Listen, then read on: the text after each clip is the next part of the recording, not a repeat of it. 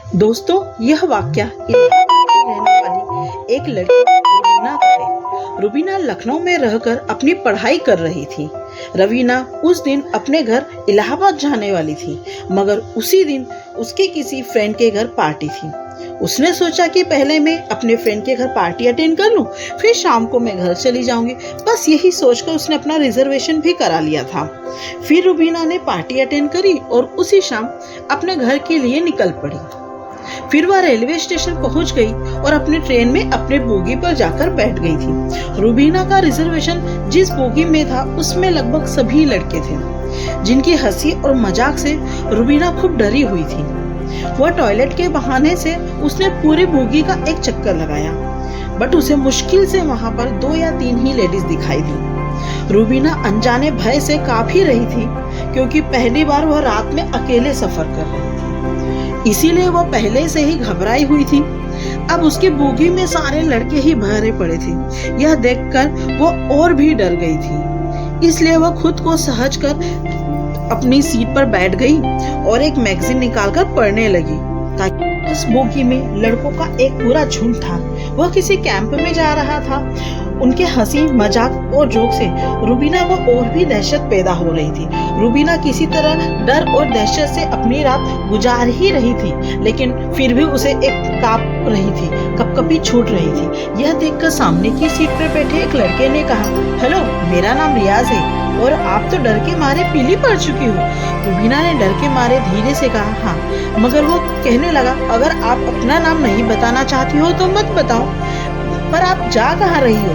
रुबीना ने धीरे से कहा, मैं इलाहाबाद जा रही हूँ। इतना ही सुनते ही लड़के ने कहा, क्या इलाहाबाद? अरे वाह, यह तो मेरी नानी का घर है। बस उसने अपने रिश्तों की बातें बताने लगा और कहा, इस रिश्ते से तो आप मेरी बहन हुई। फिर खुश होते हुए रियाज ने कहा, इलाहाबाद में तो मेरे अनगिनत रिश्ते हैं। जैसे वहाँ पर मेरे नाना जी एक काफी नामी इंसान है, उसके दोनों मामा सेना में हैं और ऊंचे पद पर है। इस तरह की वह नई पुरानी बातें करने लगा। रुबीना भी धीरे धीरे नॉर्मल होकर रियाज की बातों में रुचि लेने लगी। रुबीना रात भर रियाज जैसे भाई के साए में सोती रही। सुबह रुबीना ने कहा, लीजिए, मेरा पता रख लीजिए। अगर कभी नानी के घर आना हो तो आप मेरे घर जरूर आइएगा। यह सुनकर लड़के ने कहा, कौन सा नानी का घर? वो तो मैं आपको डरते हुए देखा तो मैंने झूठ मूठ के रिश्ते करने लगा। मैं तो पहले कभी इलाहाबाद गया ही नहीं। यह सुनकर रुबीना चौंक सी उठी। लड़के ने कहा, बहन, ऐसा नहीं है कि सभी लड़के बुरे होते हैं कि किसी अकेली लड़की को देखा और उस पर गिद्धों की तरह टूट पड़े। हम किसी न किसी के भाई होते हैं। इतना कहकर रुबीना के सर पर हाथ रखकर मुस्कुराने लगा।